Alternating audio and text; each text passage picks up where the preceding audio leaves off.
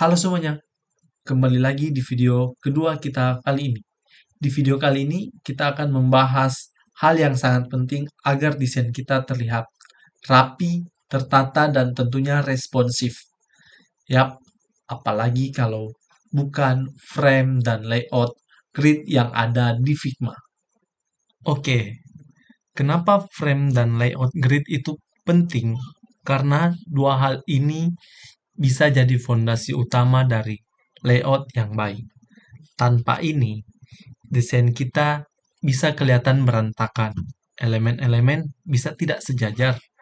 Dan yang pasti, bisa membuat kita bikin stres. Jadi, tanpa berlama-lama langsung saja kalian membuka Figma dan kita belajar bareng. Nah, yang pertama saya akan menjelaskan apa sih itu frame. Nah, di sini saya menjelaskan apa itu frame. Seringkali frame ini membuat bingung untuk membedakan antara frame dan grup. Kalau grup, contohnya grup, saya membuat rectangle 3 di sini. Membuat grup. Nah, habis itu saya blok dan grup selection. Nah, grup ini cuman bisa digerakkan bareng-bareng, tapi tidak punya properti khusus. Nah, bedanya kalau frame ini, contoh kita ambil 14 plus. Nah, frame ini udah seperti kanvas kecil. Kita bisa kasih ukuran, bisa scroll, bisa kasih auto layout, dan bisa dikasih constraint. Nah, contohnya kalau kita ingin membuat satu screen mobile, tinggal bikin frame iPhone 14, atau kalau kita ingin membuat satu kartu produk, kita bisa bungkus semuanya elemen ke dalam frame. Hasilnya gimana? Nah, hasilnya itu bakalan jadi rapi, terorganisir, dan gampang diatur.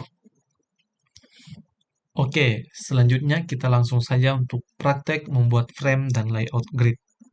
Pertama, kalian tekan F di keyboard kalian.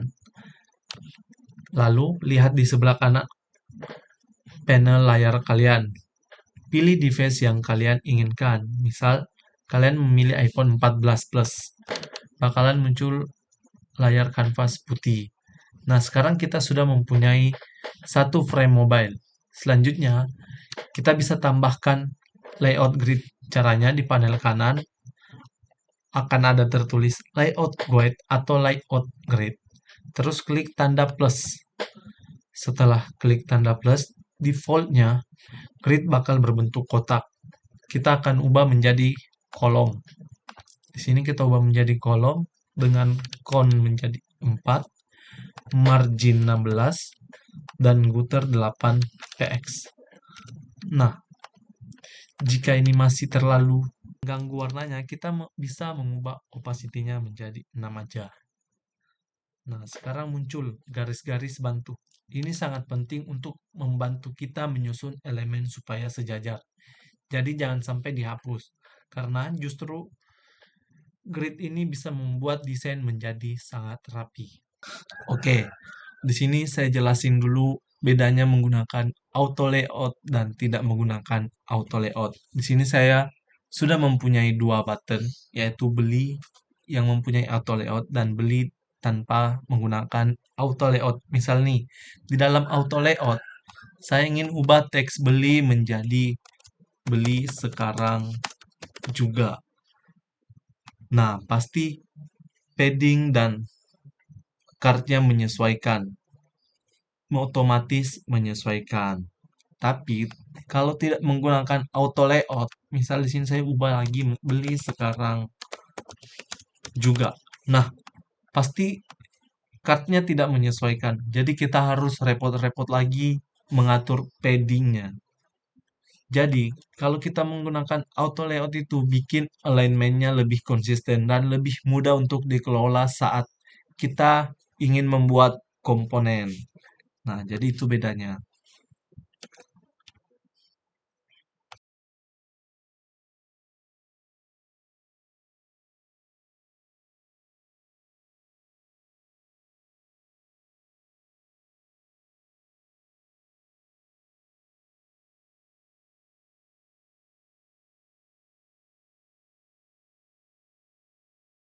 Selanjutnya kita langsung aja praktek menyusun konten dalam grid.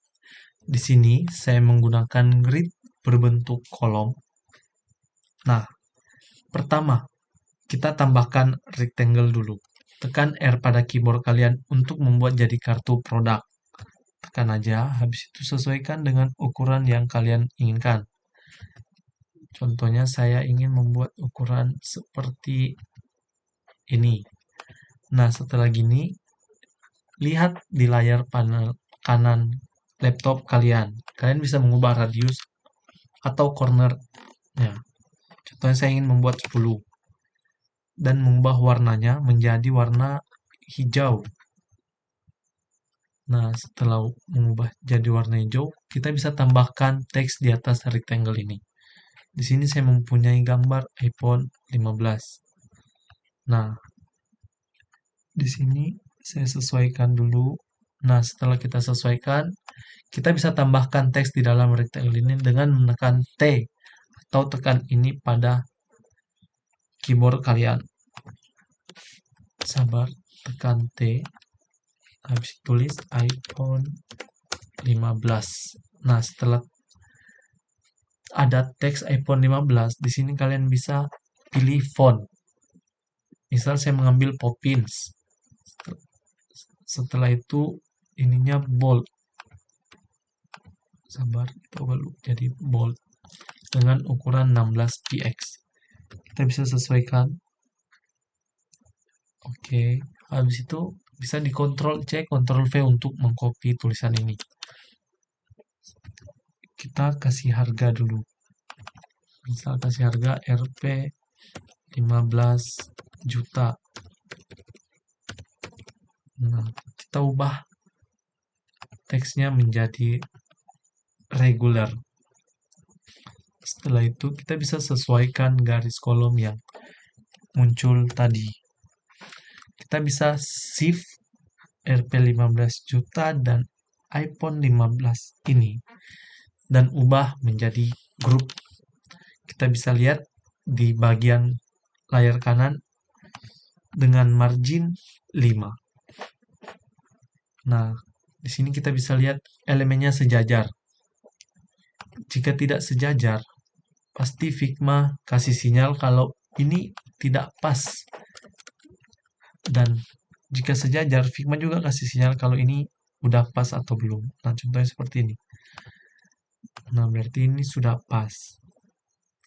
Tips kecil, kita bisa menggunakan shortcut Shift plus Arrow untuk menggeser dengan presisi dan atur padding antar elemen pakai angka konsisten seperti 8px, 16px, atau 24px.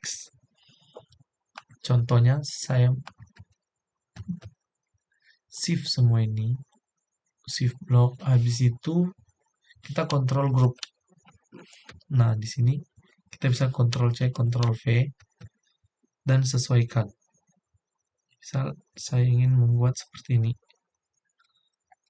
Nah, habis itu kontrol Shift dan kontrol C, kontrol V lagi. Nah, kita bisa shift untuk memblok semua desain kita.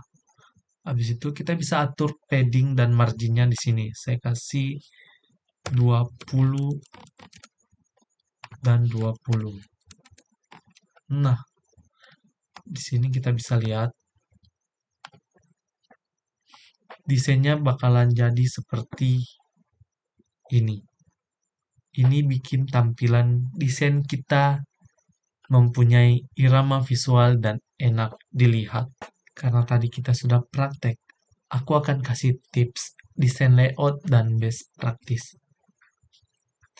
Nah, yang pertama, kita selalu mulai dari grid dulu.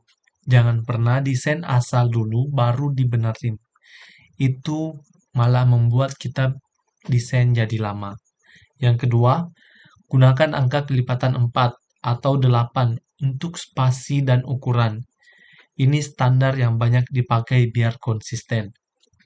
Yang ketiga, preview secara berkala. Klik tombol present di kanan atas biar kita tahu desain kita kelihatan kayak gimana.